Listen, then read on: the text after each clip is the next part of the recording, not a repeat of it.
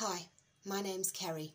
I'm a speech and language therapist at Norwood, and I do hope you're keeping well. I'm going to share with you a number of activities that you can use at home to support your child's language development. Why not pause this video, grab a pen and paper and a cup of tea and come right back.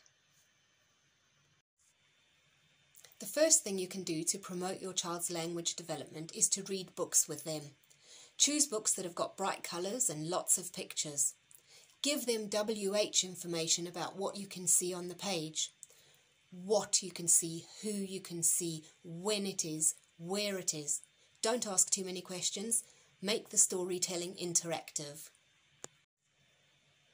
Another way to promote your child's language development is to play cars with them. Use this opportunity to model opposites like fast and slow, commenting as you are playing.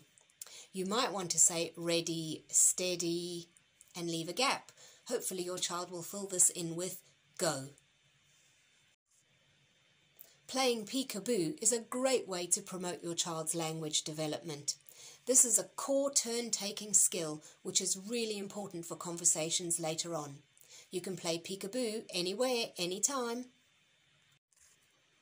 Singing and rhyming is a sure way to promote your child's language development. Melody and intonation has been proven to increase language development. Sing songs with your child while using hand gestures to help connect the words to the meanings. You might be doing the wheels on the bus going round and round. You might be doing head and shoulders, knees and toes. Use song and melody and rhyme as much as you can with your child. Stacking activities are a great way for you to help your child develop their core vocabulary. It doesn't matter whether they're stacking building bricks or plastic tubs from your kitchen cupboard. It gives you a chance to use and model words like up, down, build, tall, crash, more, on and off. Using small world toys, like farmhouse sets for example, is a fantastic opportunity for you to label items for your child so that they can develop their vocabulary. Bunny, cow. Get the child to request by offering 2 items and not saying anything.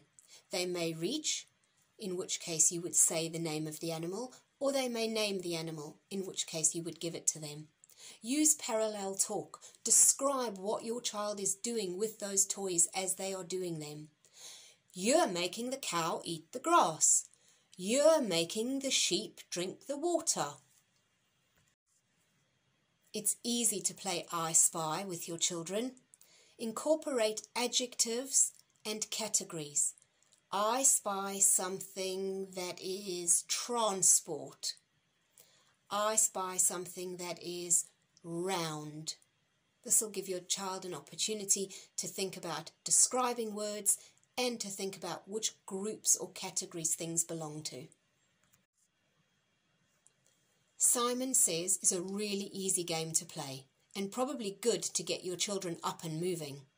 You can target really simple instructions like touch your nose, or more long complex instructions like first touch your nose, then turn around and after that sit down. Remember, when you're using before and after, it can get pretty tricky. If I said before you touch your nose, touch your ears, you would actually have to touch your ears first. So the language order doesn't match the action order, and that can be quite difficult for some children. You can use bubbles to increase your child's language skills. You can discuss the bubbles. Are they big? Are they small? Are they floating up? Are they floating down? Are they pop, pop, pop, pop, popping? Do you blow? Does your child blow? Lots of commenting and talking while you're playing with bubbles. You could create a play together with your child. You could write the script together. You could practice social skills, storytelling, problem solving. Let them be as creative as they like. Anything to do with talking and interacting is going to help your child develop their language skills. Think about matching activities. You don't need fancy resources to help with matching and sorting skills, which are really important for language. Your child could sort the lids from the bowls. Your child could sort the spoons from the forks. Your child could put all the blue lids together and all the red lids together. Your child could sort the big pots and the small pots. Lots and lots of matching and sorting is really important to support with language development. Perhaps you've got some Play-Doh in the house.